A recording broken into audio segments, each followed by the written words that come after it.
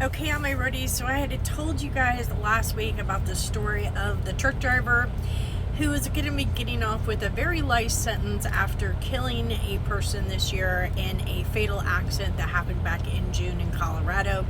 So that particular driver was sentenced on Friday, and I wanted to give you an update on exactly what happened.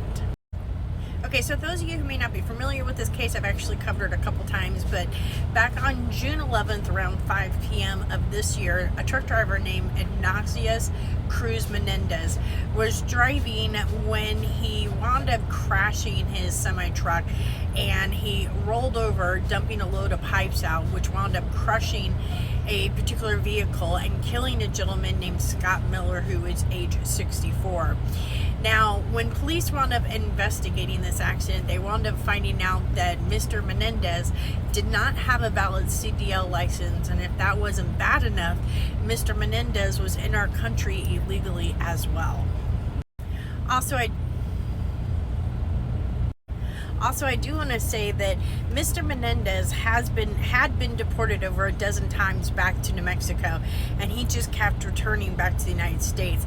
As a matter of fact, this accident happened on June 11th, and he had been deported back to Mexico the first part of May. So between the first part of May and June 11th, he had been deported back to New Mexico and still made his way across the border, wound up getting a license or some type of job working as a semi-truck driver within, a month's time, and then wound up having this fatal accident. Now, if that wasn't bad enough that he didn't have a valid CDL license, that he'd been deported back to Mexico over 12 different times and still kept coming back to the United States, and the fact that he caused a fatal accident, the prosecutors in this case made a huge mistake. And now Mr. Ignacio, well, he got sentenced to Friday, and he got sentenced to 364 days behind bars. But here's the kicker: because he's already served 81 days behind bars, that's 384 days minus the 81. So he's going to be doing less than a year in jail for causing a fatal accident, for not having a valid CDL license, and for being in our country illegally. So let me explain to you what happened and how the prosecutors made such a huge mistake.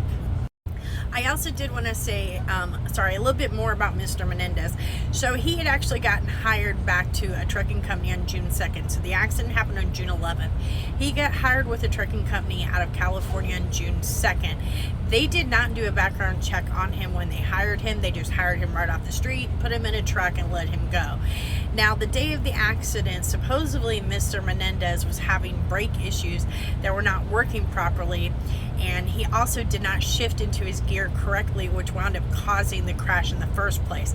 So the trucking company, of course, is also being cited because they didn't do a background check on him, and they also had faulty equipment, which I guess this company has a history of having faulty equipment. So I do expect a lawsuit from Scott Miller's family in regards to this trucking company as well. But back to the prosecutor. So the prosecutor in this case, they initially charged Mr. Menendez with 4 misdemeanors when they first arrested him, because they said that they were sending all of their information off to labs to be tested because they wanted to gather as much information as they could so that they can then add felony charges onto his case. So initially they only charged him with 3 misdemeanor charges.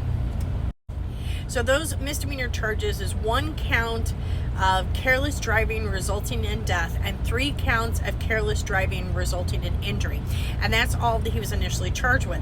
So then Mr. Menendez went in front of a judge, because they always do that preliminary hearing, right, where you go in front of a judge and you say whether or not you're going to be pleading guilty or non-guilty.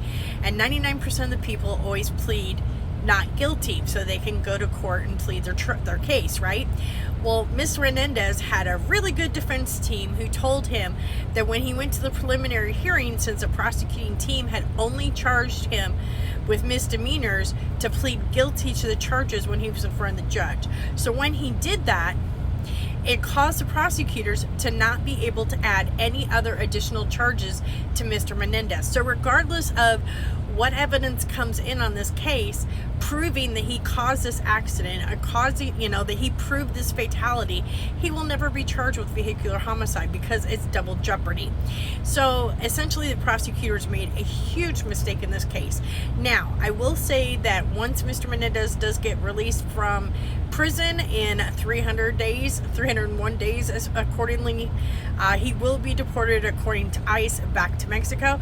But that didn't stop him last year. He got deported 12 times last year and still kept returning back. So I don't know. Let me hear your thoughts in the comments on this case, because in my opinion, if this man has already been deported to Mexico 12 times and comes back every single time and is able to get a CDL license job without anybody doing background checks on him, what's going to stop him from doing this in the future? Let me know your thoughts on this. I don't know. It irritates the crap out of me. Anyway, please keep Scott Miller's family in your thoughts and prayers, because they are the true victims in this case. All right, all my roadies, please be safe out there. And please be sure, if you don't already, please be sure to like, share, and follow.